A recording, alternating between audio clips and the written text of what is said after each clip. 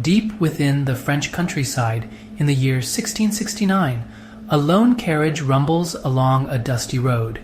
Its destination is Pignerol, a forbidding fortress known for holding the king's most troublesome enemies. Inside the carriage, hidden from prying eyes, is a prisoner. His face is obscured by a mask of black velvet and hints at a secret, a mystery that would captivate the world for centuries. Want to know his connection with the modern film industry? Stick around till the end to find out.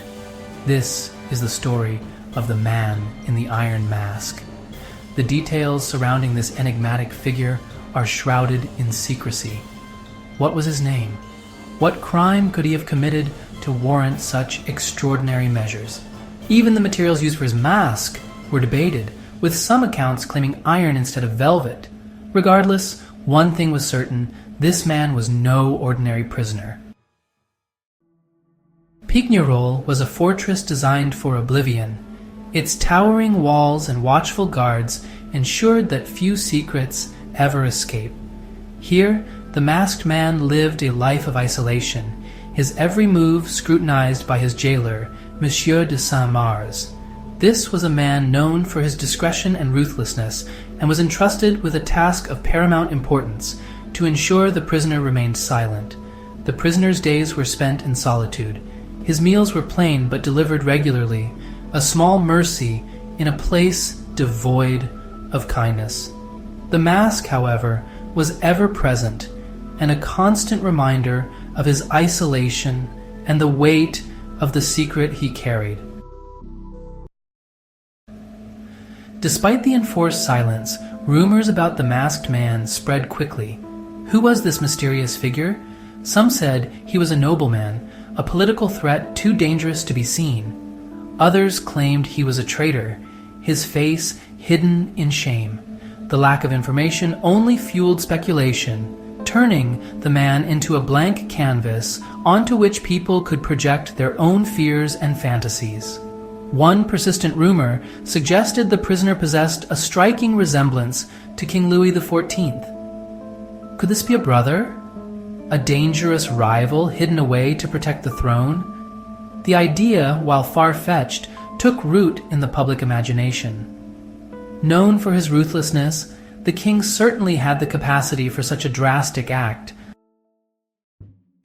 In 1687, after years of confinement at Pignerol, the masked man was moved.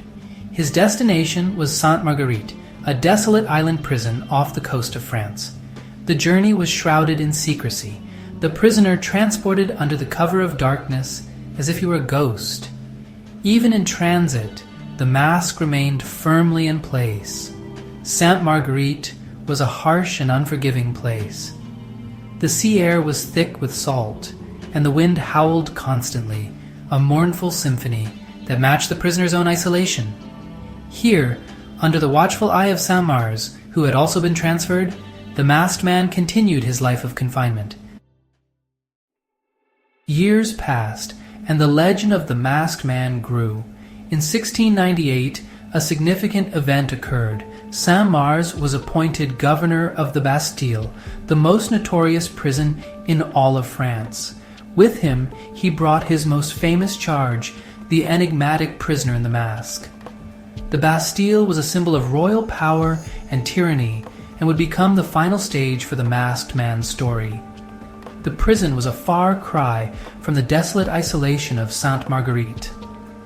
Located in the heart of Paris, the prison buzzed with activity. Yet, the masked man remained as isolated as ever. His cell, located in a secluded part of the prison, was heavily guarded. Even the prison staff were forbidden from speaking to him, ensuring his secret remained safe. Over the years, numerous theories have been proposed about the identity of the man in the iron mask.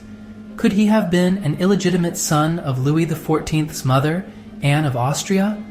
Or perhaps a twin brother of the king himself, hidden away to prevent a power struggle?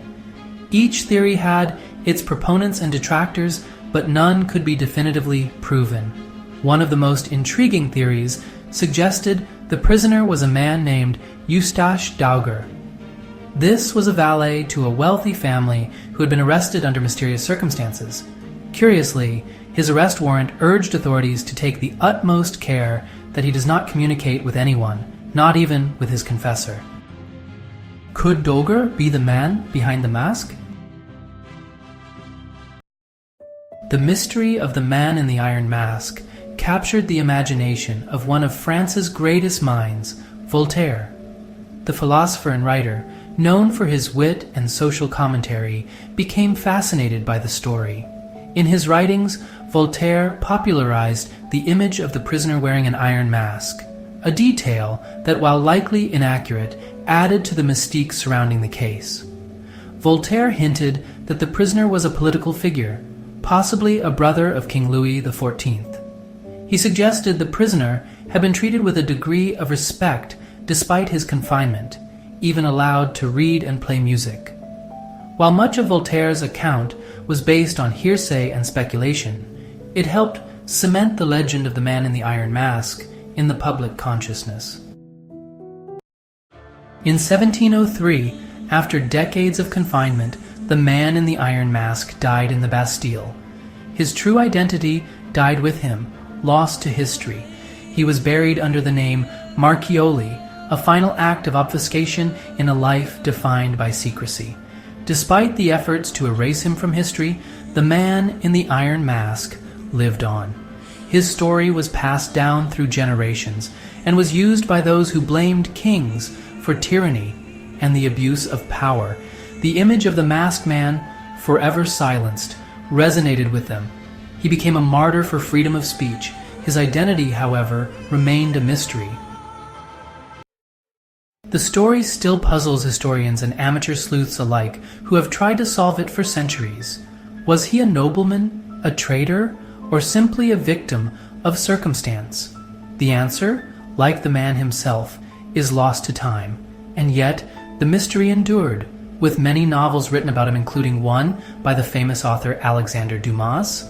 There are even more theories about his identity, suggested by historians and researchers, that I don't have time to cover in this brief documentary. In fact, the story has captivated filmmakers for decades, inspiring numerous adaptations that bring the mystery to life on the silver screen. Starting with the 1929 silent film The Iron Mask, directed by Alan Dwan, the tale has been retold in various forms, each adding its own flavor to the legend. In 1939, James Whale captured audiences with a dramatic interpretation, and in 1977, the TV movie starring Richard Chamberlain brought the mystery into homes across America. The legend found new life in the 1998 film The Man in the Iron Mask, starring Leonardo DiCaprio, in a dual role that combined historical intrigue with swashbuckling adventure, captivating a new generation of viewers. Each adaptation, whether faithful to the historical accounts or more creatively embellished, keeps the mystery alive, ensuring that the story of the man in the iron mask continues to intrigue and inspire. Thank you for watching. If you enjoyed this video and would like to see more, please give it a thumbs up and subscribe to Trot Historia to continue learning from history.